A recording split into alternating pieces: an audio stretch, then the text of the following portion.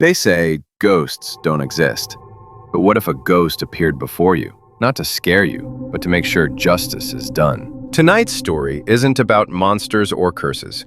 It's about a man, ordinary, logical, sane, who became the foreman of a jury in a murder trial. But before the trial even began, he saw the murderer and the murdered man walking side by side in the street. This is Charles Dickens' eerie story, to be taken with a grain of salt.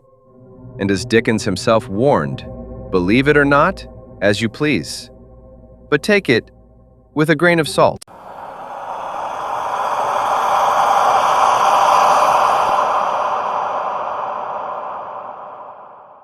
There are things people don't like to talk about.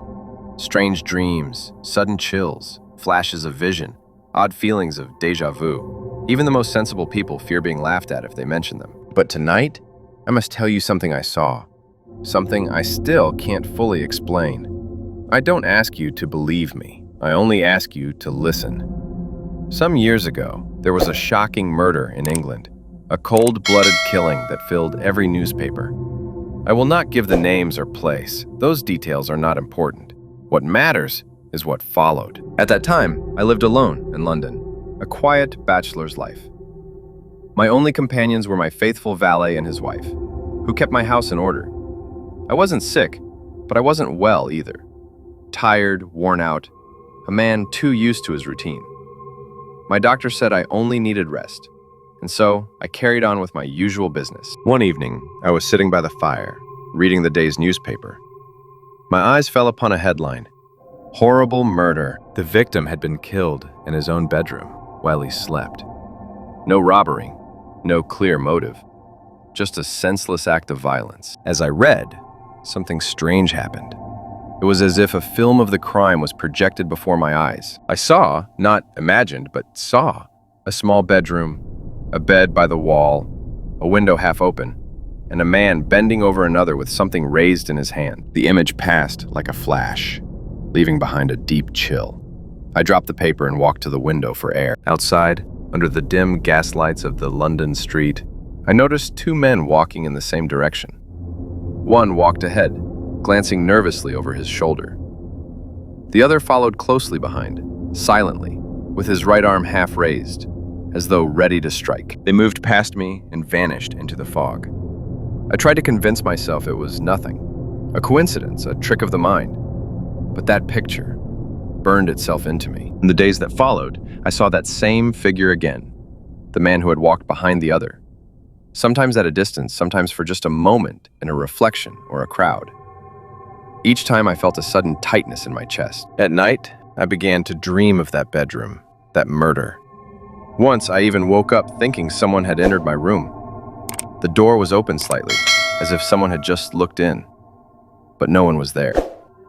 I told no one. Who would believe such things? A few weeks later, I received a letter, a summons for jury duty. When I arrived at court, the first thing I noticed was the heavy, suffocating atmosphere. The crowd, the echoing footsteps, the whispered curiosity of strangers.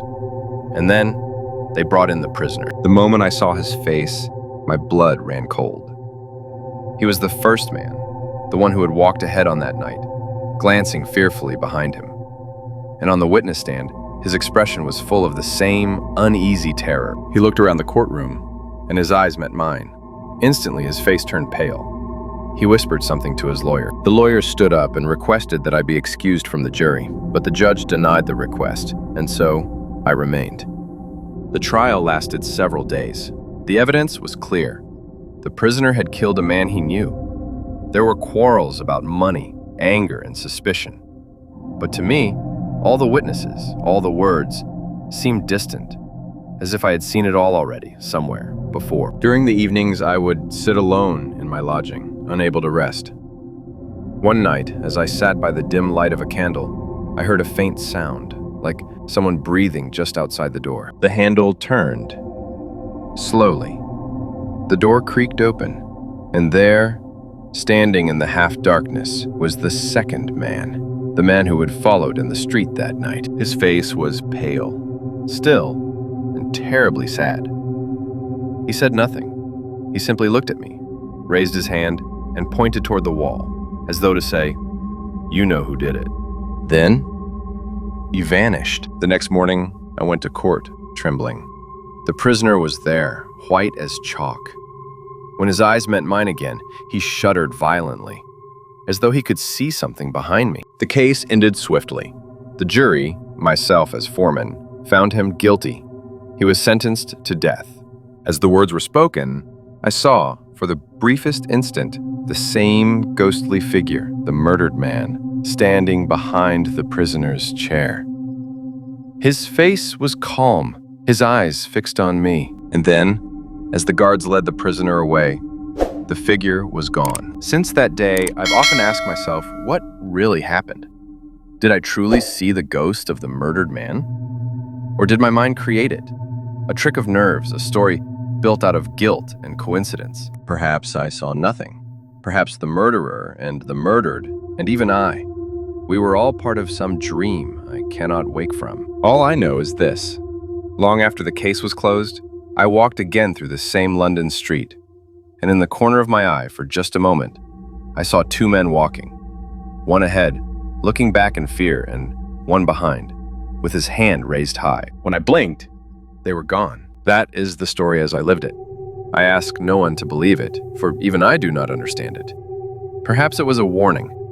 Perhaps it was madness. Or perhaps, when the dead are wronged, they do not rest until the truth is told. As Dickens himself said, "Take this story as you please, but take it with a grain of salt."